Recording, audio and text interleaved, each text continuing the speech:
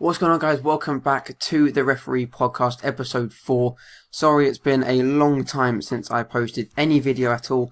It's just been Christmas and uni and things like that, and it's been a madness, so I haven't been able to get anything out, and I do apologise, but I'm going to try and get back into it as much as possible. But yes, this is the Referee Podcast. Before we get into it, new Stand Up for Referees t-shirts.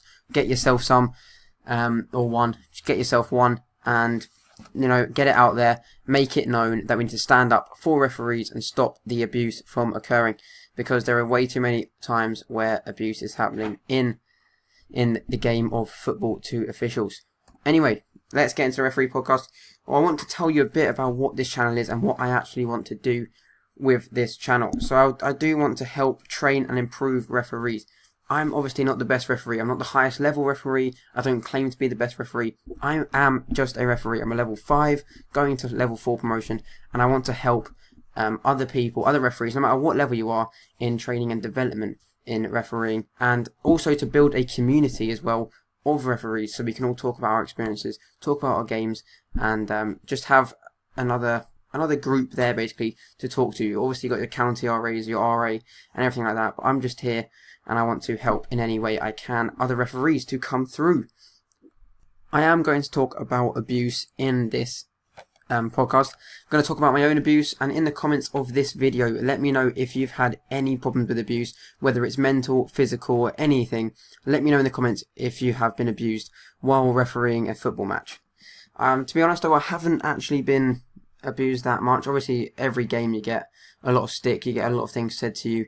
People are angry, they come up to you and say things, but in terms of mental, physical abuse that I've taken badly, there hasn't been a lot. I think someone said my mum should die once, which obviously is not nice, and sent him off.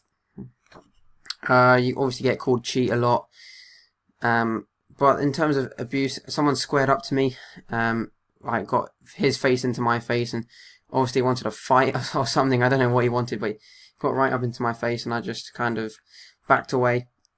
Someone pushed me in the chest after I gave a penalty. I think they just came up to me and pushed me back. But apart from that, I don't think I've been abused. Other than that, someone came and ran up to me and tried to kick me. I don't actually know what he was doing. I gave a decision, and he came out and tried to show me what someone had done to him, which was kick. Someone had kicked him in the leg apparently, and he came up and he tried to sprint up to me and show me what the guy did to him by almost kicking my leg. And I think he actually would have kicked my leg if I didn't move back, which was a bit weird. But yeah, in terms of abuse, I haven't really been abused that much. I've seen and heard a lot. I've spoke about it before about someone attempting to run over a referee on the pitch next to me. People got baseball bats and started chasing a referee off. In my games, though, not a lot's happened. But I do want to know what's happened in your games and if you've experienced any of this. And in the future as well, if you do get abused, obviously call the police, tell your county RA, tell the FA, but don't be scared to come onto this channel and also talk about it, and hopefully other people from the community will also help, and you can talk about it, everyone can talk about it, and see what we can do to prevent it happening again. I am trying to post more content onto this channel as well, so if you have any questions, any referee related questions about literally anything, then please do ask in the comment section of any video. I do look at them and I will try and answer as many as possible. On the podcast, I'll try and answer loads of questions that people might have from previous videos or the video before. It's just easier for me to know what you want me to put out and what you need help with than me trying to think of loads of things, and if I do get questions and I do have content to put out from questions, then it's a lot easier for me to put out loads of videos to help people than just creating it up by myself, because that is what I want to do. I want to help referees develop. Okay, so I'm going to do something a little bit different in this podcast. I'm not going to read the whole thing that he's typed out, but it's basically he had a lot of abuse in under 13s and under 14s game, and there's a few questions underneath it that I'm going to ask and basically answer. So his first question is, am I right sticking to my guts from game 1 and abandoning the game? In future, I will obviously speak to the manager first, but should I just accept that parents will be constantly shouting at me? I hadn't really had it before. So obviously what's happened is that parents have been shouting abuse at him all game, and he's just had enough and abandoned the game, which is fine. If the parents are shouting at you and you can't take it and you don't want to be there anymore, you can abandon the game. You are under no legal obligation to stay and do a game. If you're not enjoying it, and if you're not having fun, and parents are shouting you, then you can abandon the game. Would I abandon the game if it's just a bit of parents shouting and you can get through it, and they're not really saying anything nasty or rude or anything like that? I would personally carry on the game. And yeah, obviously you can speak to the manager if it's getting too much, and talk to the parents if you need to. However, personally, I'd get on with the game unless they are shouting ridiculous stuff and they are going on completely throughout the whole game. Then I would say something, if not abandon the game. Second question is, should I accept under 13s, under 14s swearing? Not necessarily at me during the game. Personally, if it was my child, I would not be happy and therefore count it as foul and abusive language. But is it in the laws of the game? I'm still not sure what to do in this case. If the swearing was directed at me, it would be straight sending off, but it's general swearing.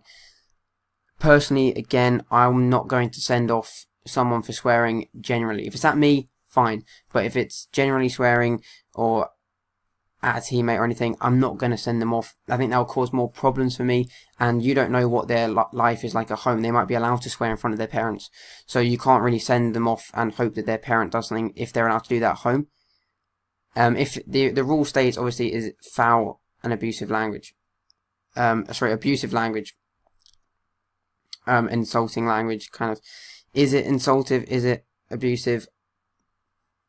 General swearing. If it's not towards anyone, if it's not causing offence to anyone, then are you going to send them off? It's up to you, but I personally wouldn't. In the first game, I did give a caution for dissent. If a player disagrees with me and says so, I can accept it, but this was constant from one player, and after I told him he needs to stop, he continued. The caution then came. Do I stamp out all chatting back and give cautions? Do I let them have a small tantrum at a decision?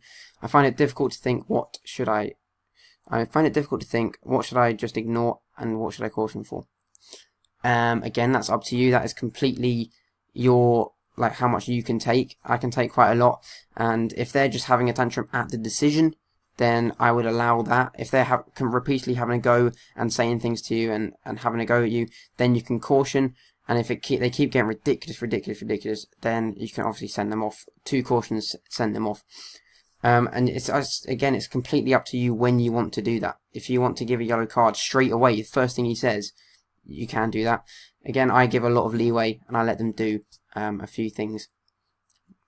Not let them do the few things, but I let them have a few moans at decisions before I would stamp it down.